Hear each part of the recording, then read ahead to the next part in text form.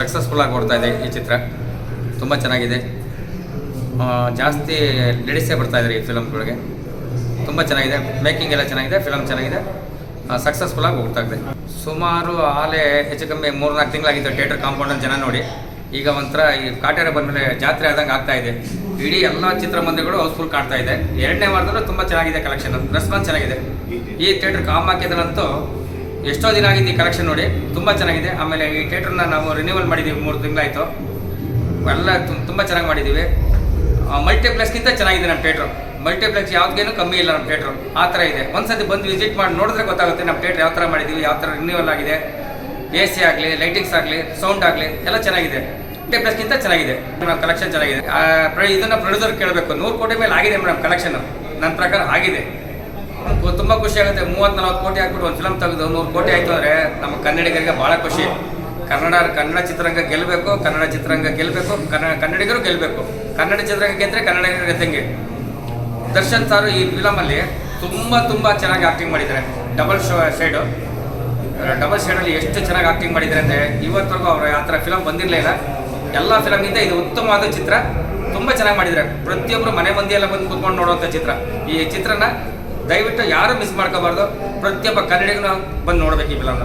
ಇದು mouth publicity ಆಗ್ತಾ ಇದೆ, ಫಿಲಮ್ ಚೆನ್ನಾಗಿದೆ ಅಂತ. ಪ್ರತಿ ಲೇಡೀಸ್ಗಳು ಇನ್ನೊಬ್ರಿಗೆ ಹೇಳಿದ್ರೆ ಅವ್ರ ಮನೆ ಫ್ಯಾಮಿಲಿ ಫುಲ್ 7 ಜನ 8 ಜನ 10 ಜನ ಒಟ್ಟೊಟ್ಟಿಗೆ ಬರ್ತಾನೆ ಇದ್ದಾರೆ. ಇಡೀ ಫ್ಯಾಮಿಲಿನೇ ಬರ್ತಾ ಇದೆ ಈಗ. ಮತ್ತು ನಾವು 1 ಸೀಟು 2 ಸೀಟು ಟಿಕೆಟ್ ನಡೀತಾ ಇದ್ದೋ, ಇವಾಗ 8 10 ಟಿಕೆಟ್ ನಡೀತೀವಿ. ಒಂದೊಂದು ಫ್ಯಾಮಿಲಿ 8 ಜನ 10 ಜನ ಬರ್ತಾ ಇದ್ದಾರೆ. ತುಂಬ ದಿನ ಆದಮೇಲೆ ಈ ಥರ ಬರ್ತಾ ಇದ್ದು. ಕಾಂತಾರ ಆದಮೇಲೆ ನೆಕ್ಸ್ಟ್ ಇದೇ ಫಿಲಮ್ ಕ್ರೌಡ್ ಇತ್ತು.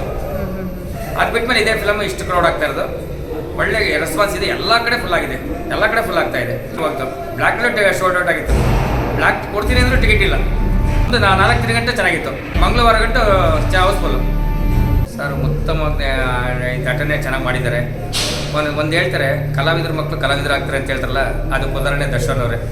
ಎಷ್ಟು ಚೆನ್ನಾಗಿ ಆ್ಯಕ್ಟ್ ಮಾಡಿದ್ದಾರೆ ಅಂದರೆ ತುಂಬ ವೆರಿ ಗುಡ್ ಆ್ಯಕ್ಟಿಂಗ್, ತುಂಬ ಚೆನ್ನಾಗಿದೆ. ಎಲ್ಲ ಲೇಡೀಸ್ಗಳು ಇವತ್ತು ದರ್ಶನ್ ಅವ್ರನ್ನ ಕೊಂಡಾಡ್ತಾರೆ. ತುಂಬ ಚೆನ್ನಾಗಿ ಆ್ಯಕ್ಟಿಂಗ್ ಮಾಡಿದ್ದಾರೆ ಅಂತಾರೆ. ಹೋಗ್ಬೇಕಾದ್ರೆ ಲೇಡೀಸ್ಗಳು ಕಣ್ಣೀರು ಹಾಕೊಂಡು ಹೋಗ್ತಾರೆ ಲಾಸ್ಟ್ ಸೀನಲ್ಲಿ, ಅಷ್ಟು ಚೆನ್ನಾಗಿ ಆ್ಯಕ್ಟಿಂಗ್ ಆಗಿದೆ. ಇಲ್ಲ 80% 70% ಕಲೆಕ್ಷನ್ ಆಗ್ತಾ ಇದೆ ಮೇಡಮ್. ಕನ್ನಡ ಚಿತ್ರರಂಗ ಗೆದ್ದರೆ ಕನ್ನಡಿಗರು ಗೆದ್ದಂಗೆ, ಕನ್ನಡ ನಟರು ಗೆಲ್ಲಬೇಕು, ಕನ್ನಡ ಚಿತ್ರರಂಗ ಗೆಲ್ಲಬೇಕು, ಕನ್ನಡಿಗರು ಗೆಲ್ಲಬೇಕು. ಈ ಭಾಷೆನ, ನಮ್ಮ ಭಾಷೆದ ಕನ್ನಡ ಚಿತ್ರನ ಹೊರ ರಾಜ್ಯದವ್ರು ಕೇಳ್ತಾವ್ರೆ. ಈಗ ನಮಗೆ ಕೊಡಿ ಡಬ್ಬಿಂಗ್ ಕೊಡಿ ಅಂತ ಕೇಳ್ತಾ ಇದ್ದಾರೆ. ನಾವು ಮಾಡ್ಕೋತೀವಿ, ನಾವು ಕತೆ ಮಾಡ್ತೀವಿ ಅಂತ. ನೋಡಿ, ನಮ್ಮ ಕತೆ ಚೆನ್ನಾಗಿರೋದಕ್ಕೆ ಬೇರೆ ರಾಜ್ಯದವ್ರು ಕೇಳ್ತಾ ಇದ್ದಾರೆ.